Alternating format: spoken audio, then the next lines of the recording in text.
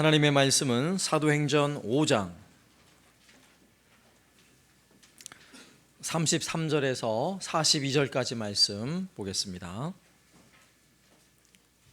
원래는 17절부터 봐야 하는데 우리 33절부터 42절까지 말씀 보도록 하겠습니다. 제가 봉독하겠습니다. 그들이 듣고 크게 노하여 사도들을 없이하고자 할새 바리새인 가말리엘은 율법 교사로 모든 백성에게 존경을 받는 자라. 공회 중에 일어나 명하여 사도들을 잠깐 밖에 나가게 하고 말하되 이스라엘 사람들아 너희가 이 사람들에게 대하여 어떻게 하려는지 조심하라. 이전에 드다가 일어나 스스로 선전하매 사람이 약 400명이나 따르더니 그가 죽임을 당함에 따르던 모든 사람들이 흩어져 없어졌고 그 후 호적할 때에 갈릴리에 유다가 일어나 백성을 꿰어 따르게 하다가 그도 망한즉 따르던 모든 사람들이 흩어졌느니라. 이제 내가 너희에게 말하노니 이 사람들을 상관하지 말고 버려두라.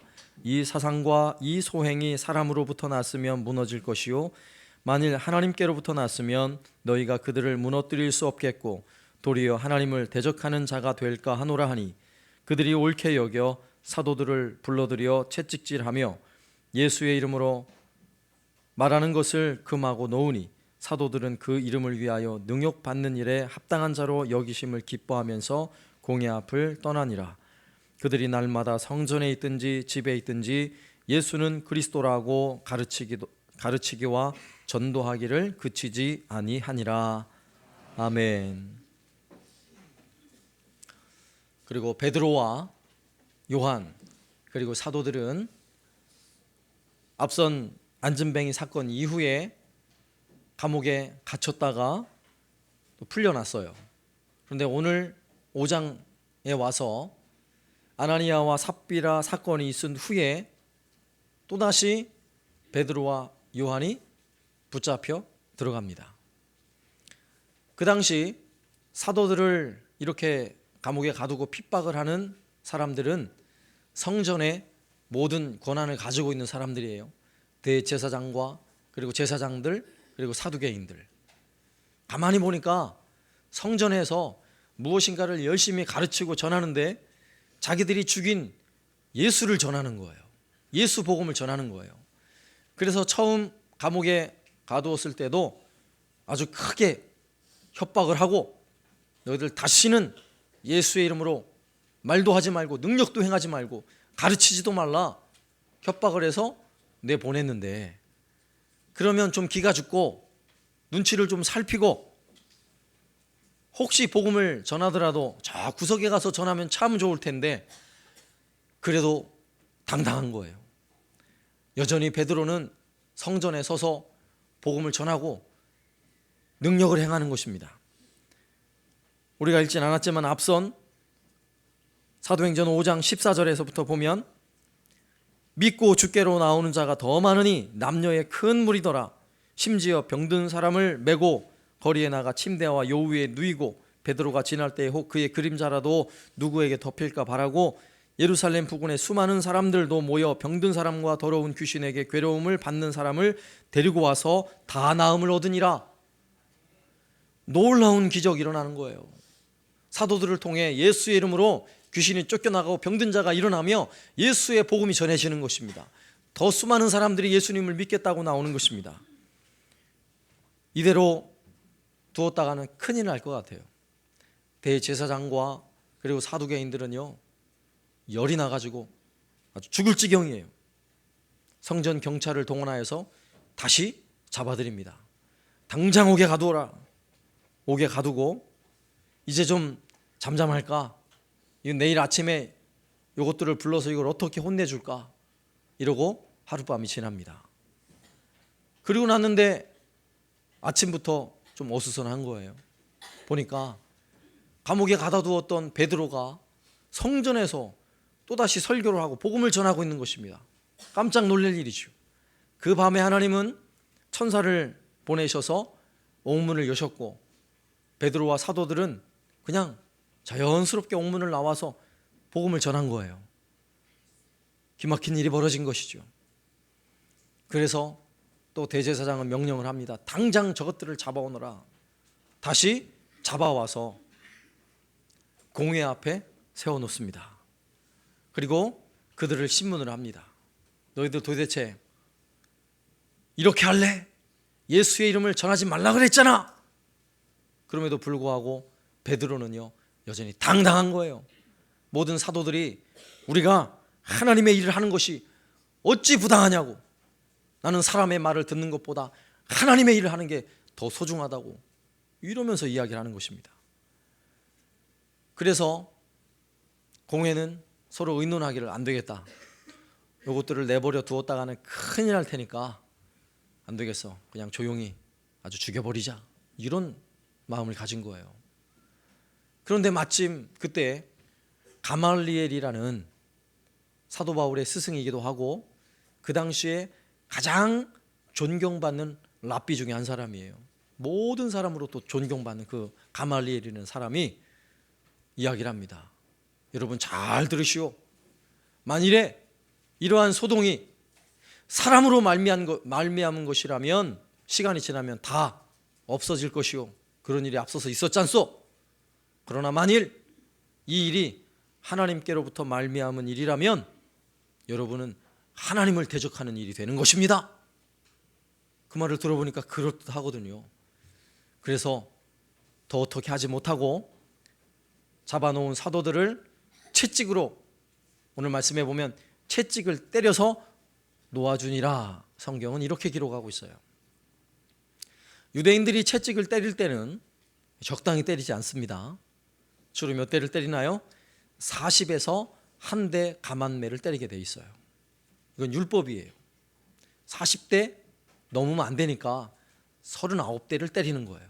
혹시라도 한 대를 더 때릴 수 있으니까.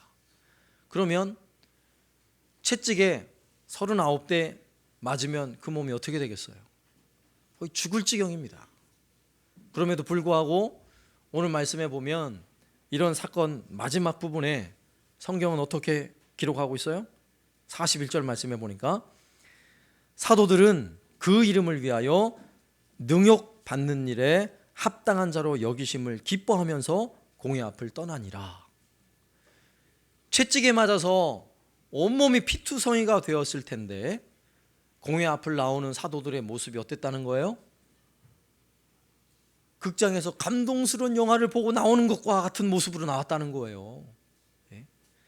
예배당에서 즐겁게 하나님을 찬송하고 예배하는 그런 모습으로, 기쁜 모습으로 나왔다는 것입니다. 여러분 이것이 이해가 되십니까? 채찍에 맞는 일이 보통 고통스러운 일이에요. 그런데 그 맞는 것을 당연하게 여기고, 아니 당연한 정도가 아니라 오히려 맞아가지고 맞아서 너무너무 기뻐, 이런 마음을 가지고 공회에서 나왔다는 것입니다. 과연 무엇이 이런 고통 가운데, 이런 핍박 가운데 사도들을 이처럼 기쁘게, 오히려 이렇게 행복한 마음을 가지게 하는 것일까요? 오늘 말씀을 통해 그 내용을 한번 살펴보면 첫 번째로는요, 사랑 때문이에요. 사랑 때문이라고요. 어린 아이들도, 사랑을 받고 자라나는 아이들은요 면역력이 훨씬 강하대요. 집에서 감기 자주 걸리는 애들은요 사랑을 잘 못 받는 아이들이에요. 조심하셔야 돼요. 사랑을 많이 듬뿍 받는 아이들은요 그것이 상당한 면역력이 키워진대요. 놀랍지 않습니까? 그냥 사랑을 느끼기만 해도 면역력이 생기는데, 놀라운 사실은 큰 사랑을 가지거나 경험하게 되면 엄청난 용기가 생겨난다는 거예요. 큰 사랑을 경험하고 나면 어떤 고난과 핍박 속에서도 정말 사도들처럼 이렇게 기뻐하고 즐거워할 수 있다는 이야기입니다. 그러면 사도들이 경험한 그 큰 사랑은 무엇입니까? 어떤 사랑을 경험합니까? 오늘 우리가 본문에서 또 살펴보았듯이 두 번째 감옥에 갇혔을 때 그 밤에 하나님은 천사를 보내셔서 옥문을 열어주셨어요. 그리고 그들은 감옥에서 나와 다시 복음을 전하는 일을 했습니다. 하나님의 놀라운 사랑이죠. 감옥에 갇혔는데도 불구하고 그 문이 열려서 걸어 나오게 해주셨어요. 이런 기적과 같은 일을 경험하면 수많은 사람들은요, 정말 하나님 감사합니다, 너무너무 감사합니다, 하나님의 사랑을 깨달아요. 기적을 경험하면서 하나님의 사랑을 깨닫는다고요. 정말 물이 없는 광야를 지날 때 이스라엘 백성들에게 반석에서 물을 나게 하시고 그 물을 마실 때에 백성들에게 큰 기쁨이 있었다고요. 하나님 우리를 사랑하시긴 하는가 보다, 이런 마음이 들잖아요. 엘리야가 가뭄 중에 숨어 살 때에 하나님은 까마귀를 통해 빵과 고기를 물어다 주셨어요. 까마귀가 올 때마다 어떤 마음이 들겠어요? 하나님이 나를 너무너무 사랑하시는구나, 하나님 감사합니다, 정말 정말 감사합니다, 이런 마음이 안 들겠어요? 다니엘의 3명의 친구들이 불타는 용광로 풀문불 속으로 던져집니다. 그런데요, 머리털 하나 상하지 않고 그대로 나왔어요. 그들의 마음이 어땠겠어요? 하나님 감사합니다, 역시 하나님은 살아계신 하나님이세요, 우리를 이처럼 사랑하시는군요. 우리 하나님은 이런 하나님이심을 우린 믿습니다. 이것은 성경 속에서만 이런 하나님이 아니라 오늘을 살고 있는 우리에게도 얼마든지 이런 능력과 기적을 행하실 수 있다는 사실을 우리는 믿는 것입니다. 우리도 배고플 때 하나님 우리에게 일용할 양식을 주시는 분으로 우리는 믿습니다. 병들었을 때 어떤 질병이 있다 할지라도 하나님은 능히 고치시고 치유하시는 분임을 우리는 믿습니다. 큰 위험과 환난 속에 있다 할지라도 그 가운데 우리를 건져주시는 하나님의 기적을 우리는 믿어요. 할렐루야. 그죠?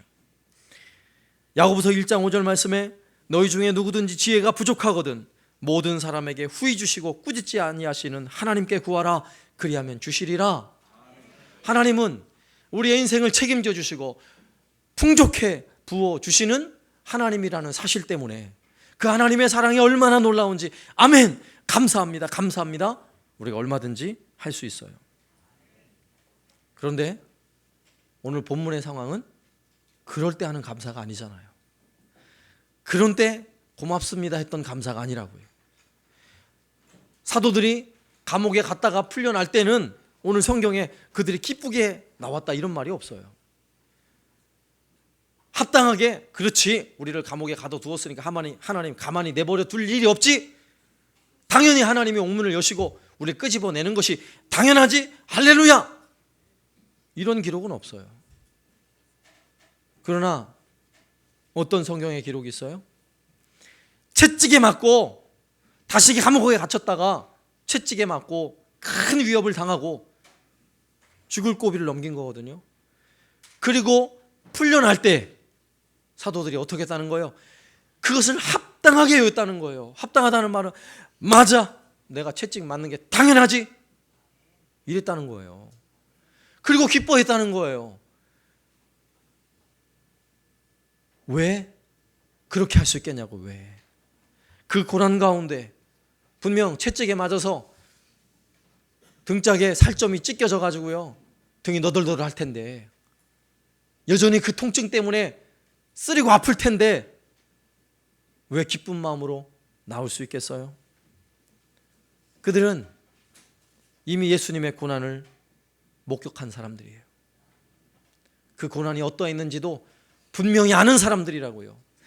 예수님의 고난이 어떤 고난이었는지, 누구를 위한 고난이었는지 분명히 아는 사람들이에요. 경험한 사람들이에요. 예수님도 십자가에 달려서 그 모진 고통을 당하시면서도 예수님은 얼마든지 천군 천사를 동원해서 자신을 괴롭히는 사람들을 한순간에 몰살시킬 수 있는 능력을 가지신 분임에도 불구하고 십자가의 고난을 끝까지 참으시고 인내하시고 결국 거기에서 죽으셨다는 사실을 경험한 사도들이에요. 그리고 그 십자가의 고난이 누구를 위한 사랑인지도요, 깨달았어요. 알게 됐어요. 나를 위해서 그 모진 고난을 참으시고 나를 사랑하신 그 예수님의 사랑, 그 사랑을 경험하고 나니까 이쯤 40에 한 대 가만 몇 쯤이야? 고통이 아닌 거예요. 아픔이 아닌 거예요. 왜 그렇습니까?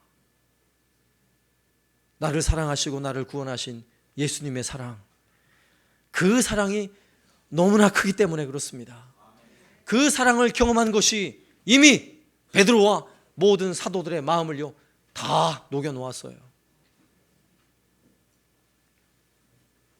놀라운 사실은 우리는 이렇게 놀라운 기적, 예수님이 행하신 이 기적 같은 사랑, 이 사랑을 경험하고도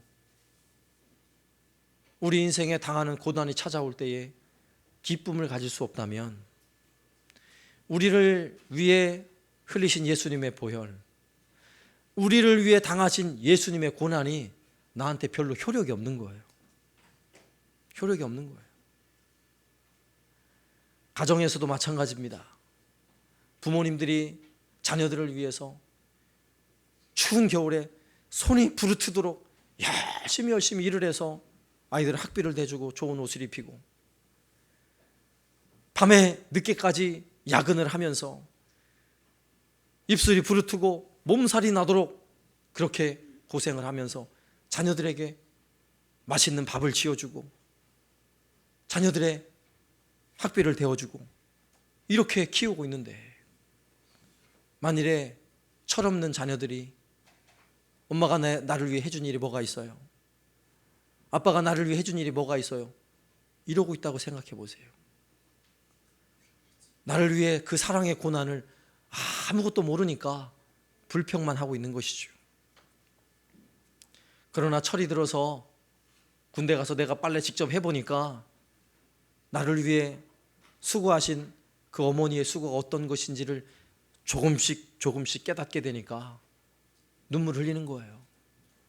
그리고 군대에서 훈련 받으면서도 까짓 거 이쯤이야, 나를 향한 사랑이 이렇게 큰데 견뎌내는 거예요.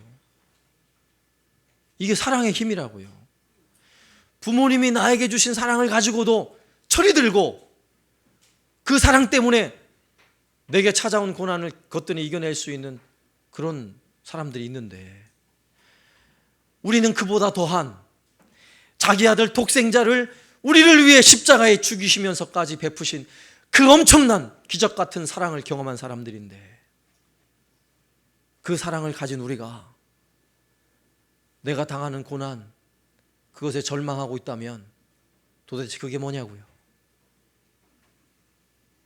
예수님의 사랑을 제대로 느끼지 못하고 있는 거예요. 오늘 사도들은 주님의 찔리심과 주님의 채찍에 맞으심이 나를 위해 그렇게 큰 사랑을 베푸셨다는 사실을 아닐까요? 아마도 채찍에 맞을 때 별로 아프지 않았을 것 같아요.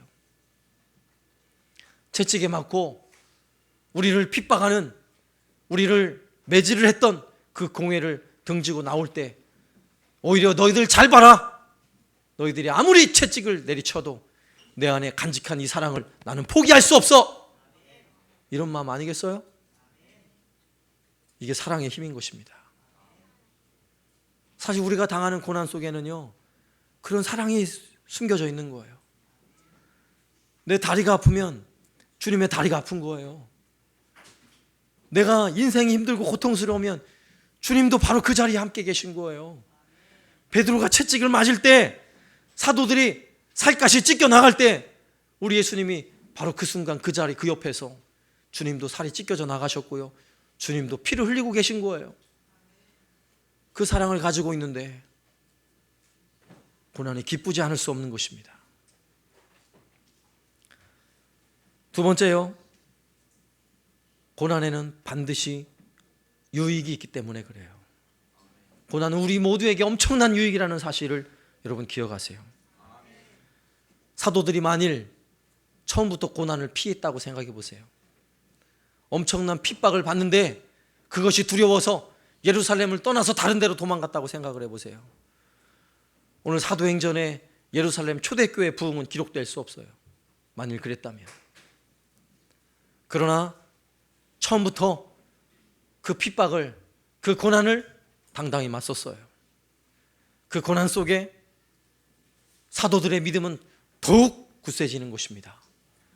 핍박하면 할수록 예루살렘 초대교회는요 더 놀라운 부흥을 경험하게 되는 것입니다. 이것은 오늘 사도행전의 초대교회의 기록일 뿐만 아니라 기독교 역사 속에서, 교회 역사 속에서 우리에게 보여주는 변함없는 진실이에요. 놀랍게도요, 교회는 핍박을 받으면 부흥하더라고요. 놀랍게 교회가 별 핍박이 없으면 타락을 하더라고요. 고난이 유익입니다. 고난이. 우리의 인생의 고난, 심지어는 우리의 육체의 고난도요 내게 유익임을 우린 믿어야 해요. 우리의 육체의 고통이라는 게 무엇을 의미하는 줄 아세요? 제가 작년인가 아는 분, 어느 아주머니 한 분이 갑자기 큰 화상을 입어서 입원했다는 이야기를 들었어요. 그의 이유를 들어보니까 이분은 당뇨병을 앓는 분이에요. 발에 신경이 마비가 됐어요. 발에 아무런 통증을 느끼질 못하는 것입니다. 화장실에서 뜨거운 물을 틀고 일을 하다가 물이 너무 뜨거웠는데도 모른 거예요. 그래서 살갗이 다 익어버렸어요. 고통이 없으면, 보세요, 고통이 없으면 엄청난 문제가 생기는 거예요. 우리의 육체가 그래요. 우리 육체가 아프다는 이야기는 그 아픔 때문에 어떤 문제를 해결해야 된다는 사실이에요. 여러분, 고통이 없길 원하십니까? 고통 없는 병이 뭔지 아세요? 한센병이에요. 문둥병, 성경에 자주 나오잖아요. 그리고 고통이 없으니까 손끝이 썩어 나가도 모르는 거예요. 살점이 떨어져 나가도 아무런 고통이 없으니까 모르는 것입니다. 여러분, 고통이 없길 원하세요? 고통이 없는 사람들이 있는 곳이 있어요. 거기는 봐도 무덤이라 그래요. 무덤. 무덤에 들어가면 아무 고통이 없어요. 춥지도 않아요. 그러나 내가 육체의 고통만 있어도 나는 살아있다는 거예요. 고통이 있다는 이야기는 여전히 소망이 있다는 이야기라고. 소망이. 이것이 우리에게 얼마나 큰 유익이냐고요. 하나님의 자녀인데 고난이 없다면 이것이 문제인 것입니다. 시편 119편 71절 말씀에 고난당한 것이 내게 유익이라 이로 말미암아 내가 주의 율례들을 배우게 되었나이다. 아멘. 고난이 유익이래요. 고난을 통해서 하나님의 말씀을 깨닫고, 고난을 통해서 하나님의 마음을 깨닫고, 고난을 통해서 하나님의 사랑을 경험하게 되는 것입니다. 그래서 고난이 내게 유익이다, 이렇게 말씀하고 있는 것입니다. 고난 당해보니까 진실하게 기도하게 되잖아요. 고난이 없을 때에는요, 기도를 해도 시간 때우기가 힘들어요. 그러나 고난이 찾아오니까 하나님 앞에 나오는 것이 더 간절해져요. 오히려 그것이 내게 기쁨이고 감사가 되잖아요. 얼마나 신앙적으로 큰 유익을 가지게 됩니까? 다윗도 그의 인생에 얼마나 쓰디쓴 고난을 많이 경험합니까? 그런데 그 고난 속에서 다윗은 뭐라고 고백하는 줄 알아요? 시편 18편 1절 말씀에 나의 힘이 되신 여호와여 내가 주를 사랑하나이다, 이렇게 고백하는 거예요. 내가 고난 당해보니까 그 고난 가운데 나를 사랑하시는 하나님을요 절절히 느끼게 되는 것입니다. 평안한 때 느낄 수 없었던 그 엄청난 사랑을 경험하게 되는 것입니다. 자녀들이요 부모 사랑을 느낄 때가 언제일 것 같아요? 좋은 옷 입혀주고 학원 보내주고 차 태워서 학교 보내줄 때 것 같아요? 아니에요. 자녀들이 아파가지고요 막 끙끙 앓을 때요, 아파가지고 죽을 지경이 있을 때, 그때 부모 사랑을 깨닫는 거예요. 왜 그렇습니까? 밤새도록 그 머리에 물수건 올리면서, 그 몸을 닦아주면서, 그 아이를 위해서 기도하면서 밤잠을 설치면서 내 곁에 지켜주는 부모님을 보니까요 나를 사랑하는 거거든요. 이게 고난이 주는 유익이에요. 우리는 고난 가운데 하나님의 사랑을 깊이 경험하게 되는 것입니다. 우리는 고난 가운데 하나님이 우리를 얼마나 사랑하셨는지. 그래서 고난은요, 성도들에게 큰 유익임을 우리는 믿어야 하는 것입니다. 그리고 세 번째, 고난 속에는요, 영광이 있어요. 영광이요. 고난의 영광이 있다고요. 예수님도 산상수훈 말씀에서, 마태복음 5장에서 이렇게 말씀하셨어요. 우리가 잘 아는 팔복의 내용 중에 하나예요. 마태복음 5장 10절, 의를 위하여 박해를 받는 자는 복이 있나니 천국이 그들의 것임이라. 나로 말미암아 너희를 욕하고 박해하고 거짓으로 너희를 거슬러 모든 악한 말을 할 때에는 너희에게 복이 있나니 기뻐하고 즐거워하라. 하늘에서 너희의 상이 큼이라. 너희 전에 있던 선지자들도 이같이 박해하였느니라. 아멘. 얼마나 영광스러운 이야기입니까? 우리는 나 때문에 당하는 고난도 있어요. 내가 잘못해서, 내가 실수해서, 그죠? 그것도 내게 유익이에요. 근데 때로는 나 때문이 아니라 내가 자녀 때문에 고난 당할 수 있어요. 자녀가 아파서 내가 고난이 당할 수도 있고요. 자녀를 내가 너무너무 사랑해서 자녀를 위해 헌신하면서 내가 고난 당할 수 있잖아요. 그것도 영광이에요. 그죠? 또 나와 전혀 상관없는 사람들, 세상에서 소외지고 소외되고 어려운 사람들 때문에 내가 수고하면서 고난 당할 수도 있잖아요. 그건 더 큰 영광이지요. 그런데 주님을 위해서 내가 고난 당할 수 있다고 생각해 보세요. 나를 그토록 사랑하신 우리 주님을 위해서 내가 기꺼이 고난 당할 수 있다고 한번 생각해 보시라고요. 얼마나 큰 영광인지. 그렇게 고난 당할 때 성경은요, 선지자들도 이와 같이 박해를 받았느니라 이렇게 말씀하고 있어. 이 말은 무슨 말이에요? 선지자의 큰 영광이 너에게도 있다고 말씀하고 있는 것입니다. 우리의 큰 상급이 하늘나라에 선지자에게 주는 그런 상급들을 우리에게 주겠다고 성경은 약속하고 있는 거예요. 그래서 의를 위하여 박해를 받는 자 복이 있나니 천국이 그들의 것입니다. 성경은 우리에게 말씀하고 있는 것입니다.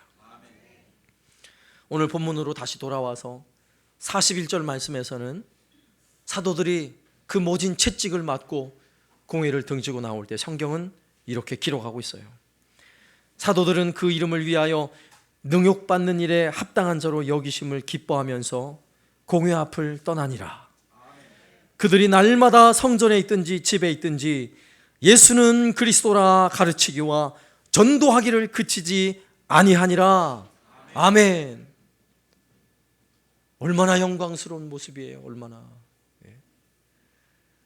똑같은 금메달을 따도요, 그가 재능이 출중하고 그의 집안이 빵빵해가지고 아주 특급 대우를 받으며 운동한 사람은요, 금메달 따도 별로 감동이 없어요. 그런데 똑같은 금메달을 따도 가난에 굶주리면서 라면 끓여 먹어가면서 운동을 열심히 했어요. 아무도 그를 도와주지 않지만 이를 악물고 운동을 한 거예요. 훈련을 한 거예요. 발가락이 휘어지고 부르트도록 그렇게 열심히 수고해서 금메달을 땄어요. 그 금메달을 목에 거는 순간 그 영광이 어떠하겠어요? 자신에게도 영광스러울 뿐만 아니라 그 광경을 바라보는 모든 사람이 감동을 받아요. 눈물을 같이 흘리는 거예요. 그 금메달을 딴 사람과 함께. 왜요? 그의 고난을 알기 때문이죠. 그 영광을 알기 때문이에요. 고난의 영광을. 우리가 이 땅에서 당하는 신앙의 모든 고난들, 이런 영광에 담겨져 있다는 사실을 기억해야 하는 것입니다. 그러므로 내가 믿음 안에서, 신앙 안에서 고난의 길을 가고 있다면 우리는 기꺼이 감사해야 할 것입니다. 내가 기꺼이 고난 속에도 기도하는 일을 멈추지 않고 있다면, 내가 수많은 고통 속에서 하나님을 예배하며 섬기는 일을 내가 그치지 않고 있다면 나는 그 영광의 길을 가고 있다는 사실을 기억해야 할 것입니다. 그리고 오늘 본문의 사도들과 같이 그 고난을 등진 채 기뻐하고 감사하는 모습으로, 오히려 우리 얼굴에는 더 환한 미소가 있고 더 큰 기쁨의 미소를 지으며 더 아름답게 그 고난의 길을 아주 당당하게 걸어나갈 수 있는 저와 여러분 되시기를 살아계신 예수님의